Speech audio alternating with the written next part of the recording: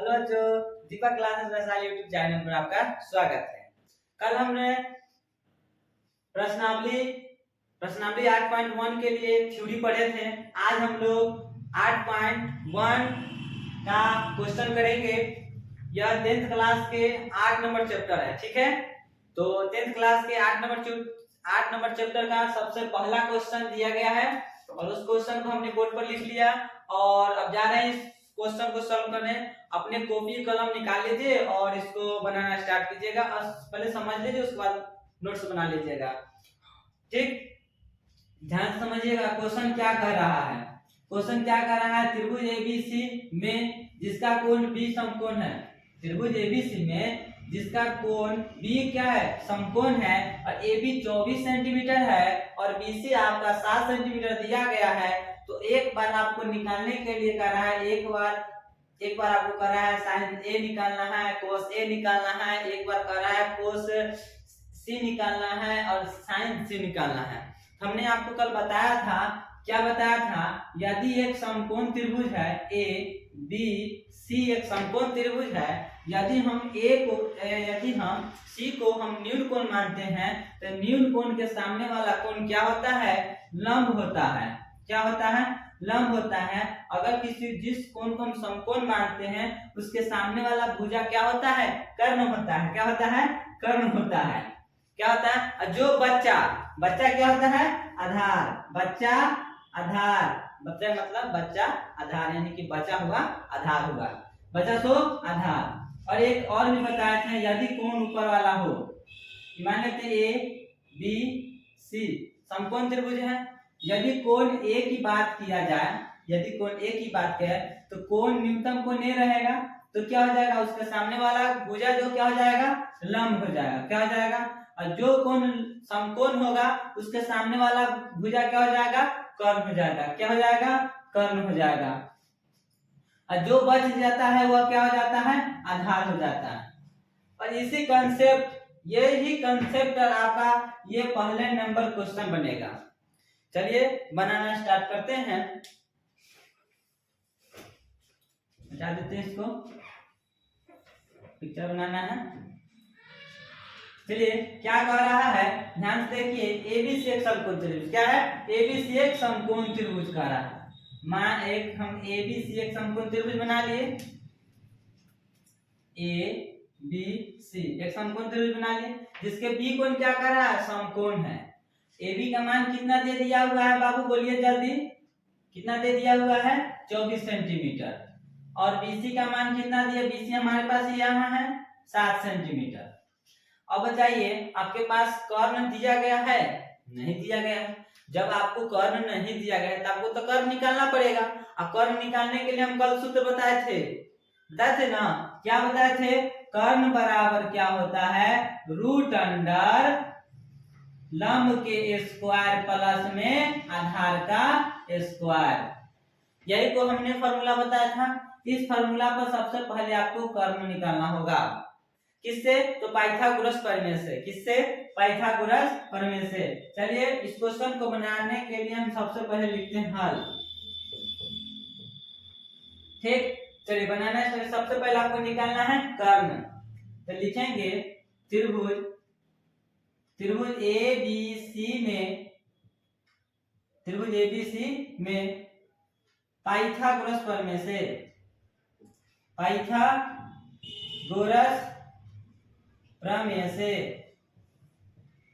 क्या होता है पाइथागोरस प्रमेय से, कर्ण का स्क्वायर जो होता है लंब के स्क्वायर, कर्ण के स्क्वायर बराबर जो होता है लंब के स्क्वायर प्लस आधार का स्क्वायर होता है। ये वाला जो कल हम आप लोग को बताए थे, कर्ण के स्क्वायर बराबर लंब के स्क्वायर प्लस में आधार का स्क्वायर। यही ना हम आप लोग को बताए थे यह सूत्र कल।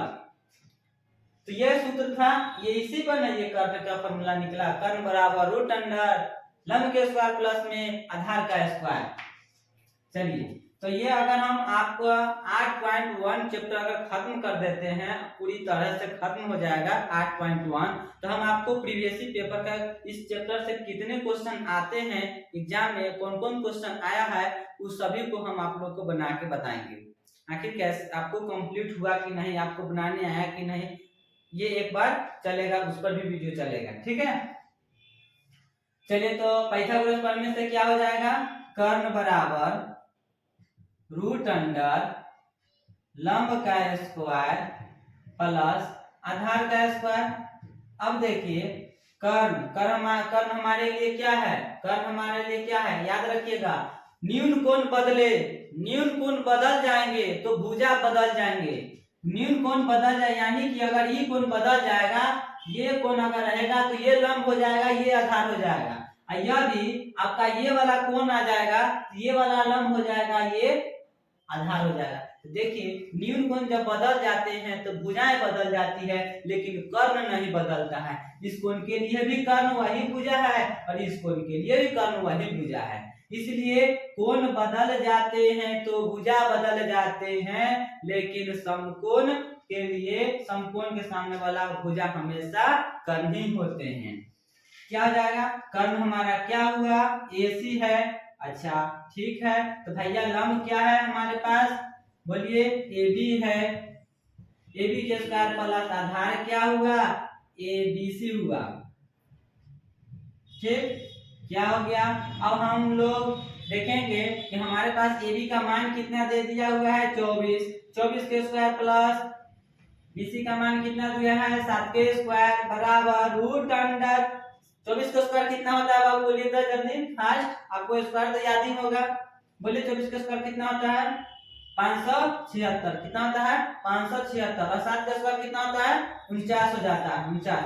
और दोनों को जोड़ दीजिए, रूट अंडर 9 6 15 के 5 हासिल 1 7 4 11 1 12 के 2 हासिल 1 और 5 1 6, कितना हो गया 625। और 625 का वर्गमूल क्या होता है, 25 होता है। यानी कि आपका कर्ण जो कितना निकल गया, 25 सेंटीमीटर निकल गया। जब आपको कर्ण निकल गया तो त्रिभुज के तीनों भुजा निकल गया। अब जब त्रिभुज के तीनों भुजा निकल गया तो आपको सबसे पहला नंबर क्वेश्चन क्या कह रहा है, साइन A का मान निकालना है। इसका साइन A का मान निकालना है। अब देखिए उसके बाद क्या कर रहा है, कोस A का मान निकाल। अब बताइए साइन A एंगल A कह रहा है, थीटा, यानी थीटा की जगह पर क्या है, एंगल। एंगल A के लिए लंब कौन हो जाएगा, हमने कल ही ना बताए थे, तो कोण के सामने वाला भुजा लंब। लंब हम सबसे पहले लिखेंगे लंब, फॉर्मूला पहले लिख लीजिए। साइन थीटा का फॉर्मूला क्या होता है, कर्ण लंब बटा में कर्ण, लंब बटा में कर्ण। कोस थीटा का क्या होता है, कोस थीटा का फॉर्मूला क्या होता है, आधार बटा में कर्ण। ये फॉर्मूला जान गए। अब देखना आपको A के लिए पूछ रहा है, A के लिए लंब कौन हुआ, BC हुआ, यही ना हुआ, BC क्या हुआ हमारा, लंब हो गया। चलिए कर्ण हमारा नहीं बदलेगा, कर्ण तो वही रहेगा।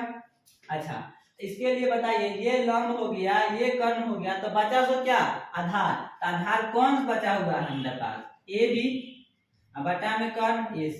अब रख दीजिए, BC का मान कितना है आपके पास, 7। AC का मान कितना है, 25। AB का मान कितना है, 24। AC का मान कितना है, 25। आपका ये आंसर हो गया।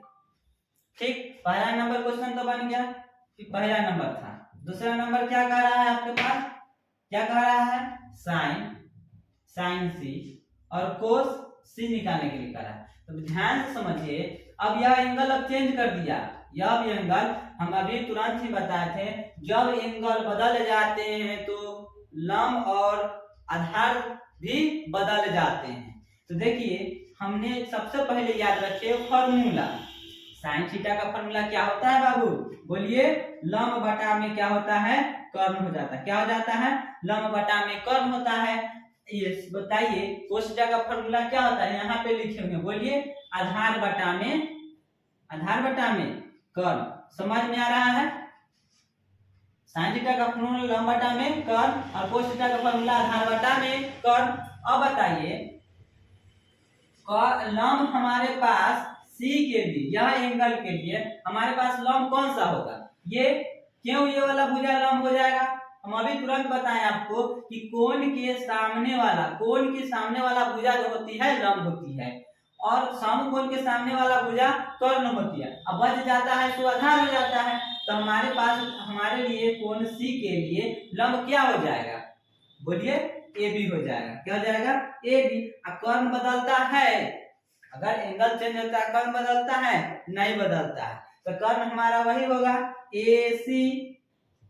चलिए अब बताइए इस के लिए कौन एंगल सी के लिए, एंगल सी के लिए ये लंब हुआ, ये कर्ण हुआ, तो बचा सो आधार। आधार क्या है हमारे पास, बीसी है, बीसी बटा में कर्ण क्या हुआ, एसी। चलिए AB का मान कितना है, अब रख दीजिए। AB का मान 24 है तो 24, AC का मान कितना हुआ 25 तो 25, ABC का मान कितना है 7 सेंटीमीटर तो 7, और AC का मान कितना हुआ, देखिए यहाँ AC का मान कितना हुआ, AC का मान 25। चलिए अब हम लोग इसको देख लीजिए बढ़िया से। अब हम लोग दूसरे क्वेश्चन की ओर चलते हैं। चलिए अब हम लोग दूसरी क्वेश्चन की ओर चलते हैं, ठीक है। अब हम लोग दूसरे क्वेश्चन में देखते हैं कि क्वेश्चन क्या दिया गया है, आपके बोर्ड पर लिख लिए हुए हैं और आपके किताब में भी दिया हुआ है, ठीक है। कह रहा है कि tan p minus cot r का मान ज्ञात करना है और उसका आपका मानचित्र भी दे चुका है। चलिए तो इस क्वेश्चन में, इस क्वेश्चन को बनाने से पहले आपको इस मानचित्र को देखने से आपको क्या पता चल रहा है कि यहाँ पे कर्ण तो दिया है, लंब भी दिया है, मगर आधार नहीं दिया है। जब कर्ण दिया रहता है, आधार लंब दिया रहता है, तो आधार तो आपको निकालना पड़ेगा किसी भी तरह से। और इसके लिए हम कल आपको बताए थे आधार का जो सूत्र क्या होता है, रूट अंडर कर्ण के स्क्वायर माइनस लंब के स्क्वायर, कल हम बताए थे। इस सूत्र से आप सबसे पहले आधार का मान निकाल लीजिएगा और आधार का मान निकालने के बाद आप उसके बाद जो कह रहा है क्वेश्चन उसको बना पाइएगा, ठीक है। तो चलिए हल करते हैं। त्रिभुज पी क्यू आर में पाइथागोरस प्रमेय से, पाइथागोरस प्रमेय से आप क्या देखते हैं, समझ रहे हैं। आधार बराबर रूट अंडर कर्ण के स्क्वायर माइनस लंब के क्या स्क्वायर, कर्ण के स्क्वायर माइनस लंब के स्क्वायर। अब ध्यान से देखिए लंब हमारे पास क्या है, लंब हमारे पास पी क्यू है, आधार क्या है क्यू आर है, और कर्ण क्या है पी आर है। तो हमारे पास आधार बोलिए कितना है क्यू आर, कर्ण कितना है पी आर, और लंब कितना है पी क्यू के स्क्वायर। ध्यान से देखिए बाबू, P का मान जो पी आर का जो मान है वो कितना दिया हुआ है 13 का स्क्वायर, 13 दिया हुआ है तो 13 का स्क्वायर हुआ, और PQ का मान कितना दिया हुआ है 12, तो 12 के स्क्वायर। अब ध्यान से देखिए 13 के स्क्वायर आपको पता जरूर होगा कितना होता है 13 का स्क्वायर 169, अब माइनस है तो माइनस 12 का स्क्वायर कितना होता है 144, कितना होता है 144। तो क्या हो जाएगा, अब तो भाई घटेगा, अब क्या होगा घटेगा, तो क्या हो जाएगा, ध्यान से देखिए क्या हो जाएगा, कितना बचेगा 25 बचेगा। कैसे, तो 9 में से 5 गया तो 9 में से 4 गया तो 5, 6 में से 4 गया तो 2, 1 में से 1 गया तो नहीं बचेगा कुछ, तो इस पर भी रूट अंडर चढ़ेगा क्योंकि इस पर रूट अंडर है। अब तो 25 का वर्गमूल कितना होता है आपको पता होगा, कितना होगा 5 होता है, कितना होता है 5। तो सबसे पहले आपने जो है सबसे पहले इस मानचित्र का क्या निकालना, क्यू आर निकालिए। क्यू आर कितना आया 5 सेंटीमीटर। चलिए जैसे ही आप 5 सेंटीमीटर आधार निकाल लेते हैं तो आपको पूछ क्या रहा है, आपको प्रश्न क्या कर रहा है, क्या कह रहा है, ध्यान सुनिए। प्रश्न क्या कह रहा है, tan p, tan का फॉर्मूला क्या होता है, कल हम आपको बताए थे। tan का फॉर्मूला क्या होता है, बोलिए लंब बटा में आधार। क्या होता है, लंब बटा में आधार।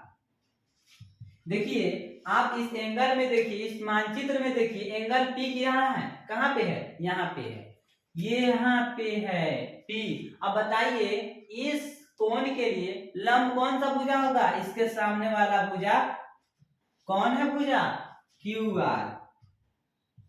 अच्छा, कर्ण क्या हुआ, ये। अब बचा सो आधार। आधार हमारे पास क्या हुआ, ये तो हमारे पास कर्ण ही न रहेगा, कर्ण तो बदलता नहीं ना है, ये तो हमारा कर्ण हुआ ना, यह समझ में आ रहा है ना, कर्ण नहीं बदलता है। एंगल बदल जाते हैं तो भुजाएं बदल जाती है, लेकिन कर्ण नहीं बदलता है। क्यों कर्ण नहीं बदल रहा, क्योंकि समकोण बदल थोड़ी न रहा है, ना समझे। हाँ समझ गए ना, चलिए ठीक है।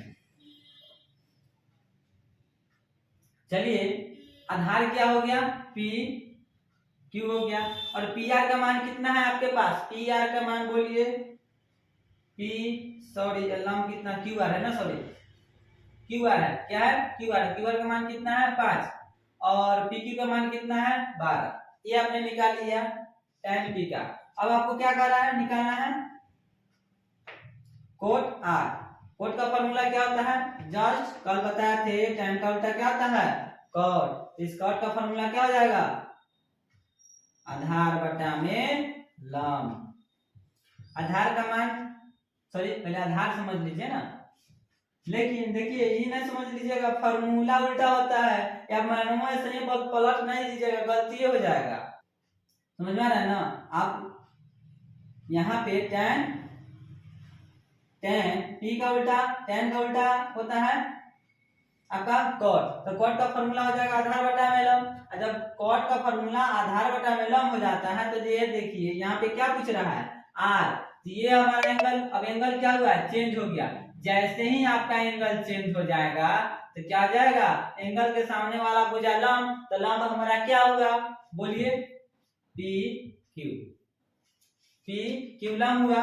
आधार क्या, सॉरी ऊपर नहीं ना, आधार हमको लिखना था, ये हमारा लंब हो गया, और बच गया सो आधार, ये लंब हुआ, तो लंब हमारा ये है, तो लंब हमारा क्या हो जाएगा पी क्यू, आधार क्या हुआ क्यू आर।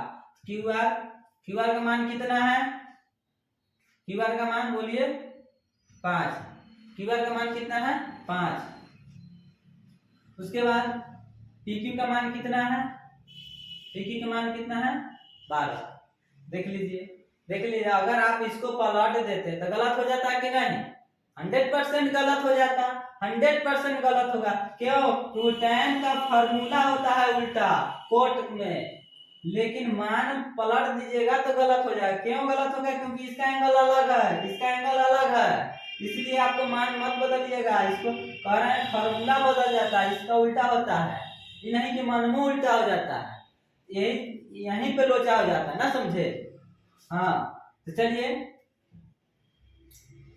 आपको क्या दिख रहा है, मान क्या ज्ञात करने के लिए कह रहा है हमें, तो लिखेंगे यहाँ पे, हमें ज्ञात करना है क्या, tan p minus cot r।